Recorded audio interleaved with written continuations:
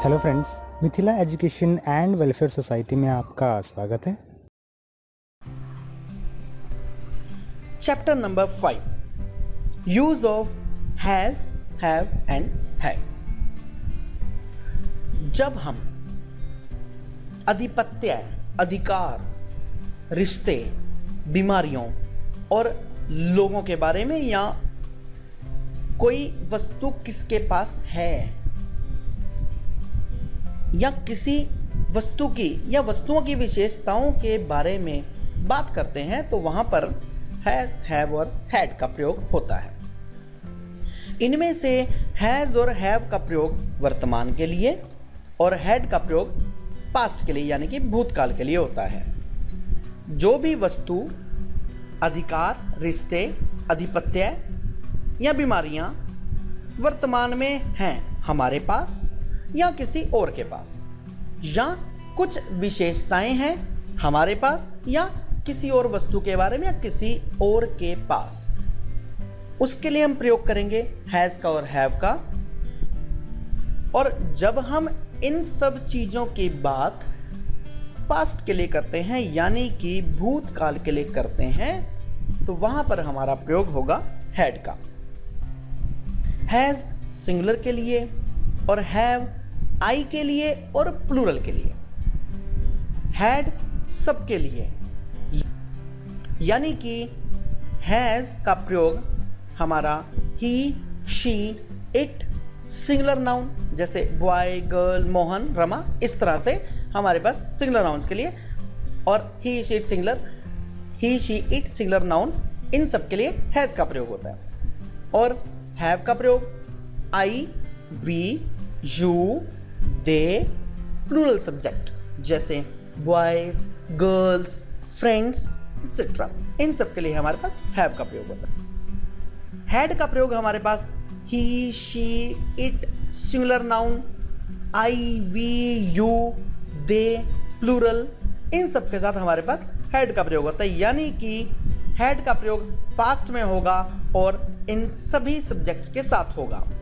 और हैज का प्रयोग सिंगुलर में होगा, हैव का प्रयोग भी सिंगुलर में होगा। हैज का प्रयोग वर्तमान के लिए, हैव का प्रयोग भी वर्तमान के लिए, हैज का प्रयोग सिंगुलर के लिए यानी कि ही, शी, इट सिंगुलर जैसे बॉय, गर्ल, मोहन, इन सब के लिए, और हैव का प्रयोग I, we, you, they, plural जैसे बॉयज, गर्ल्स, फ्रेंड्स, इन सब के लिए वर्तमान में होगा।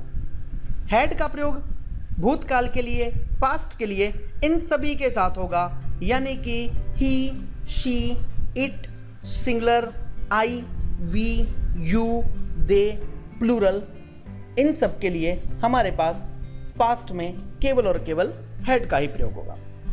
यानी कि अगर हम हैज, हैव और हैड के बारे में एक सबसे बड़ी बात डिस्कस करें, क्योंकि विद्यार्थी बहुत ज़्यादा हैज, हैव और हैड में कंफ्यूज रहते हैं, उसके पीछे रीज़न क्या है? रीज़न बहुत सिंपल सा है। हैज, हैव और हैड का प्रयोग हमारे पास टेंसेस में भी होता है, लेकिन मैं पुनः आपको याद कराना चाहूँगा, जैसे हमने इज, एम, आर, वॉज और वर के पिछले चैप्टर्स किए, उनके बारे में मैंने आपको बोला था कि ये हमारे पास क्रियाविहीन वाक्य हैं। क्रियाविहीन वाक्य वो वाक्य है जिनमें किसी भी प्रकार की कोई भी वर्ब यानी कि क्रिया ना दी गई हो, और टेंसेस ठीक इसके विपरीत हुआ करते हैं। टेंसेस में हर किसी टेंस के लिए क्रिया दी होती है, उसका एक कैरेक्टरिस्टिक है, उसकी एक विशेषता है कि बिना क्रिया के हमारे पास टेंसेस नहीं हुआ करते। तो इस प्रकार से हैज, हैव और हैड ये भी हमारे पास क्रियाविहीन वाक्य हैं। फर्क केवल इतना है कि यदि हम वर्तमान में किसी चीज की बात कर रहे हैं कि हमारे पास कुछ है, उसकी जानकारी वर्तमान के समय की देने के लिए हमारे पास हैज और हैव का प्रयोग होगा, हैज सिंगुलर के लिए और हैव प्लूरल के लिए। जैसा कि स्क्रीन पर आप देख रहे हैं, हमारे पास एक स्कूल गोइंग बॉय है और 4 कैरेक्टर्स हैं, राम, श्याम, रवि एंड रमा। यही स्कूल गोइंग बॉय बोलता है, राम हैज 1 सिस्टर, यही स्कूल गोइंग बॉय श्याम के बारे में बोलता है, श्याम हैज अ मोबाइल, कि श्याम एक मोबाइल रखता है या श्याम के पास एक मोबाइल है। Ravi has many books, Ravi के पास बहुत सी किताबें हैं। Rama has a TV, Rama के पास एक टीवी है। थोड़ा सा इसको और डिफाइन करते हैं। जब भी हमारे पास कोई चीज है उसकी जानकारी देने के लिए वर्तमान के लिए हैज और हैव का प्रयोग होगा। सिंगुलर के लिए हैज, प्लूरल के लिए हैव और आई के लिए भी हैव। हिंदी में हम सभी हिंदी भाषा में बोलने वाले लोग हैं जो भारत में रहते हैं। हम हिंदी में बोलते हैं तो इसलिए हम अपने माइंड में सब कुछ हिंदी में ही सोचते हैं। जब हम अपने माइंड में हिंदी में कोई चीज सोचते हैं तो हमारे माइंड में कुछ ऐसे वाक्य हुआ करते हैं जैसे मेरे पास एक मोबाइल है। आमतौर पर सीखने वाले बच्चे क्या मिस्टेक करते हैं, लर्नर्स क्या मिस्टेक करते हैं, वो ये देखते हैं कि सेंटेंस में मेरे शब्द दिया हुआ है। कैसे? मेरे पास एक मोबाइल है। लर्नर्स तुरंत मेरे को देखकर, यानी कि मेरे शब्द को देखकर वहां पर माई लगा देते हैं और कई बार एक विद्यार्थी ऐसा सेंटेंस बना देता है माई, और उसको पता है कि इसका हैव लगाना है, माई हैव अ मोबाइल। ये गलत सेंटेंस हो गया। गलत क्यों हो गया? क्योंकि हमने इस सेंटेंस के लिए एक स्पेशल ट्रिक का प्रयोग नहीं किया। आइए सीखते हैं उस ट्रिक को। बहुत सिंपल सी ट्रिक है। जब भी हमारे पास कोई ऐसा वाक्य हो जिसमें पास शब्द लगा हो, जैसे राम की एक बहन है, यानी कि राम की एक सिस्टर है, राम के पास एक सिस्टर है, इसको हम इस प्रकार से, यानी पास वाले शब्द को हम रखने वाले शब्द में कन्वर्ट कर दें तो हमारा सेंटेंस बिल्कुल ठीक बनेगा, क्योंकि हमारा सब्जेक्ट वहां पर ठीक आ जाएगा। कैसे? मैं अपने वाले उसी वाक्य को पुनः दोहराता हूं। मेरे पास एक मोबाइल है, तो मेरे की इंग्लिश हुई माय, हमारा सेंटेंस गलत हो गया। इसको मैं पास वाले सेंटेंस को रखने वाले वाक्य में कन्वर्ट करता हूं। मेरे पास एक मोबाइल है, मैंने इसको ऐसा कन्वर्ट किया, मैं एक मोबाइल रखता हूं। जब मैंने पास वाले वाक्य को रखने वाले वाक्य में कन्वर्ट किया तो हमारे पास सब्जेक्ट सीधा सीधा निकलकर सामने आ गया कि मैं एक मोबाइल रखता हूं।